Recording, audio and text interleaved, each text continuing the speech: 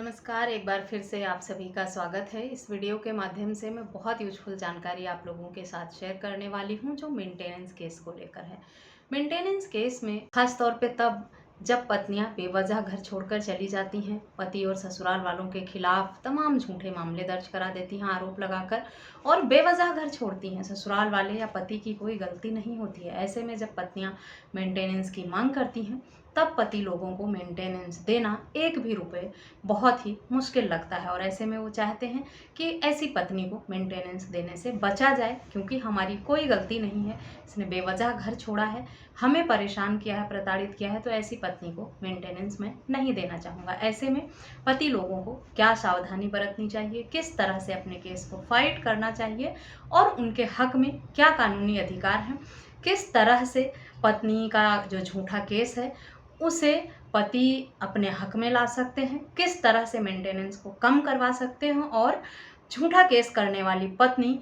Maintenance case को छोड़कर भागने पर भी मजबूर हो जाएगी, फाइट नहीं करेगी, या अगर प्रूफ भी कर ले जाती है तो बहुत कम अमाउंट में मेंटेनेंस का ऑर्डर होगा। इस वीडियो के माध्यम से इसी टॉपिक पर डिटेल में जानकारी मैं आप लोगों के साथ शेयर करूंगी, तो पूरी जानकारी पाने के लिए वीडियो के अंत तक बने रहें। और अगर मेरे चैनल पर नए हैं, अब तक सब्सक्राइब नहीं किया है, तो प्लीज़ सब्सक्राइब करके बेल आइकन को जरूर प्रेस करें ताकि इस तरह की और भी इन्फॉर्मेटिव वीडियोज़ आपको घर बैठे मिलती रहे। सबसे पहले पति को क्या करना होता है, जब मेंटेनेंस का केस पत्नी द्वारा किया जाता है, पति को नोटिस मिलती है, तो पति कोर्ट में अपीयर होता है। जब उसके बाद पति को सबसे पहले ये काम करना चाहिए कि पत्नी ने जो मेंटेनेंस केस फाइल किया है उसमें जो भी डॉक्यूमेंट्स लगाए हैं, जो भी फैक्ट्स कोर्ट के समक्ष रखे हैं, जो एफिडेविट दी है पत्नी ने या नहीं दी है, उसको देखना होगा और उन सारे डॉक्यूमेंट्स की एक कॉपी लेनी होगी अपने पास और उसे पढ़कर समझना होगा कि पत्नी ने क्या उसमें सच बोला है, क्या झूठ बोला है, क्या बातें छुपाई हैं। जैसे पत्नियां हाईली क्वालिफाइड होती हैं, कह देती हैं वो कम पढ़ी लिखी हैं, नौकरी कर रही होती हैं पहले से शादी के, कहती हैं वो नौकरी करने में सक्षम नहीं है, कमाने में सक्षम नहीं है, उनका बैंक स्टेटमेंट जो है वो छुपा लेती हैं, अपनी इनकम कहती हैं है ही नहीं कुछ भी, जबकि उनके पास अच्छी खासी इन्वेस्टमेंट होती है, क्योंकि वो पार्ट टाइम काम कर रही होती हैं या पहले से कमा कर उन्होंने पैसे इकट्ठा किए होते हैं। इन सब तर्कों को अगर पत्नी कोर्ट के समक्ष नहीं लाती है, झूठ बोल देती है, तो पति को इन्हीं सारी कमियों को बाहर निकालना होगा और ये देखना होगा कि पत्नी ने अगर अपने इनकम प्रूफ में सैलरी स्लिप या ये सब चीज़ें नहीं लगाई हैं तो उन सारी बातों को भी पति को लिस्ट में लाना होगा। साथ ही साथ एफिडेविट में झूठ बोला है पत्नी ने, क्या झूठ क्या सच कहा है एफिडेविट में, वो भी देखना होगा, क्योंकि झूठी एफिडेविट देने पर सीआरपीसी के सेक्शन 340 में कार्रवाई की जाती है ऐसी पत्नी के खिलाफ। या पत्नी ने कोर्ट के समक्ष जो भी साक्ष्य सबूत रखे हैं उन्हें तोड़ मरोड़ कर रखा है, घुमा फिरा कर रखा है, चीज़ों को सही से कोर्ट के समक्ष प्रेजेंट नहीं किया है। पति को उन सारे पेपर्स को, एफिडेविट को या जो तर्क या तथ्य छुपाए हैं उन सब की एक लिस्ट बनानी होगी और कोर्ट के समक्ष रखना होगा। 91 सीआरपीसी के अंतर्गत इन चीज़ों को लाना होगा। 91 सीआरपीसी की एप्लीकेशन लगाकर इस लिस्ट के साथ कि पत्नी ने इन तर्कों को छुपाया है, तथ्यों को छुपाया है, ये डॉक्यूमेंट्स नहीं दिए हैं, और इन सब की मांग पत्नी से की जाए। इसके बाद कोर्ट द्वारा आदेशित किया जाएगा कि पति ने जो चीज़ें कोर्ट के समक्ष हाईलाइट की हैं वो पत्नी द्वारा कोर्ट के समक्ष लाई जाएं। अगर पत्नी ने झूठ बोला है, गलत एफिडेविट दी है और अपनी सैलरी छुपाई है, नौकरी छुपाई है, तो वो अपनी पत्नी द्वारा जो की गई मांग है उनको कोर्ट के समक्ष ला नहीं पाएगी। वो डरेगी, परेशान होगी और वो हो सकता है अगली डेट पे आए ही ना, या बातों को घुमाना शुरू कर दे और सेटलमेंट समझौते की बात पे आ जाए, पहली बात। और अगर पत्नी ने झूठी एफिडेविट दी है तो सीआरपीसी के सेक्शन 340 में एप्लीकेशन लगानी होती है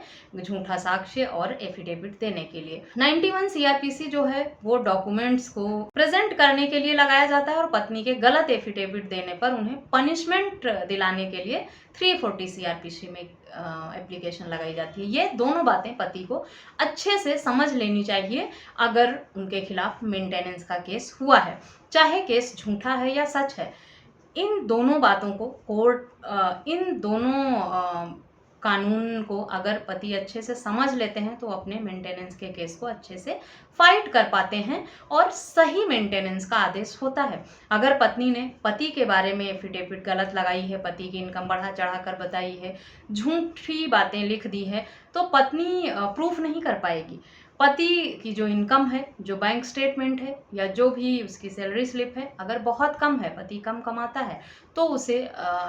अपनी जो इनकम एफिडेविट है, जो डिटेल है, वो कोर्ट के समक्ष रखनी होगी। और ऐसे में बहुत ही कम से कम मिनिमम आदेश मेंटेनेंस केस में होता है। झूठे केसों में पत्नियां हिम्मत हार जाती हैं जब 91 सीआरपीसी की एप्लीकेशन लगती है, क्योंकि वो जो भी बातें छुपाई है उन्होंने, वो कोर्ट के समक्ष उन्हें रखना होता है। लेकिन पति को यहाँ पे इस बात का भी ध्यान रखना होगा, अगर पति की इनकम कम है, कम कमाता है, कम सैलरी वाला है, तो भी उसके लिए इस तरह का तर्क यूजफुल होता है। अगर पति ज़्यादा कमाता है और उसकी अच्छी इनकम है या बिजनेस करता है, तब भी 91 सीआरपीसी की एप्लीकेशन जो लगाई जाती है और पत्नी के झूठे बातों को, झूठे तर्क और तथ्यों को कोर्ट के समक्ष लाने की प्रेयर कोर्ट के सामने की जाती है, तो पत्नी पर दबाव बनता है, वो परेशान होती है, क्योंकि अगर उसने झूठ अपनी बातों को, अपनी साइड को गलत तरीके से कोर्ट के समक्ष रखा है, तो भी वो घबराएगी, परेशान होगी और वो भागेगी, समझौता करने पे आ जाएगी। हो सकता है आपका मामला सेटलमेंट होके ही खत्म हो जाए, या फिर आप दोनों के बीच में बातचीत होके एक मिनिमम अमाउंट जो लमसम है, जितना आप देना चाहते हैं उतने पर ही पत्नी देने को राजी हो जाए। लेकिन अगर पत्नी सारी फॉर्मेलिटी है, जो भी डॉक्यूमेंट्स आपने मांगे हैं, वो कोर्ट के समक्ष प्रेजेंट कर ले जाती है, तो फिर मेरिट के बेस पे आगे की कार्रवाई कोर्ट के समक्ष होती है और आपको अपना पक्ष, अपनी इनकम एफिडेविट वगैरह कोर्ट के समक्ष रखना होता है और उस हिसाब से कोर्ट को जो उचित लगता है वो आदेश होता है मेंटेनेंस के केस में। इसीलिए मेंटेनेंस के केस में फैसला होने से पहले हमें, इंटरिम मेंटेनेंस का भी आदेश होने से पहले हमें इस बात को अच्छे से समझ लेना चाहिए कि पत्नी की जो मांग है, जो नाजायज़ मांग है, गलत मांग है, उसे काबू में कैसे लाना है, ये पति को पता चल जाए अगर, तो काफ़ी हद तक मेंटेनेंस का फैसला उनके हक में हो जाता है। जैसे ये 91 सीआरपीसी की बात है, अगर झूठ बोला है पत्नी ने, गलत तरीके से उसने केस किया है, तो वो यहीं पे फंसेगी और फैसला आपके फेवर में होगा। हो सकता है जीरो मेंटेनेंस भी हो जाए, हो सकता है आपका सेटलमेंट भी हो जाए बिना लेन देन के, या आपको कम से कम